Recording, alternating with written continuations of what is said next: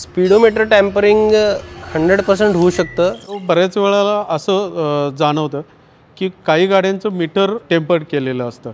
Second hand व्हेकल्समध्ये used कार्समध्ये normally कमी केलं जातं, ज्याचं जास्त रनिंग झालेलं आहे। कमी करून ती विकायला काढतात नॉर्मली, तुम्हाला चेक करता येणार नाही ते।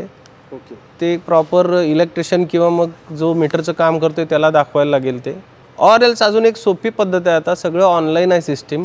तर त्या डीलरशिपमध्ये जर ओळख असेल तर फक्त त्याची व्हेकल हिस्ट्री, व्हेकलचं आपलं गाडीचं रजिस्ट्रेशन नंबर टाकून कोणत्या वर्षी किती किलोमीटर्स पंच झालेले आहेत, कारण का गाडीची हिस्ट्री जी असते डीलरशिपमध्ये ती बदलू नाही शकत कोण। तर त्याच्यावरून पण एक आपण अंदाज घेऊ शकतो की बाबा गाडी आता दिसते 1 लाख किलोमीटर, पण मागच्या वर्षी 1,40,000 दिसत होती डीलरशिपमध्ये आणि आता ह्याच्यावरती कसं कमी दिसतं, ह्याच्यावरून एक अंदाज घेऊ शकता तुम्ही की बाबा गाडीचं किलोमीटर रीडिंग कमी केलेलं आहे की नाही। म्हणजे ओव्हरऑल जर का गाडीचे कंडिशन आणि किलोमीटर ह्याच्यामध्ये थोडंसं मिसमॅच वाटत असेल तर तुम्ही हिस्ट्री गाडीची चेक करू शकता।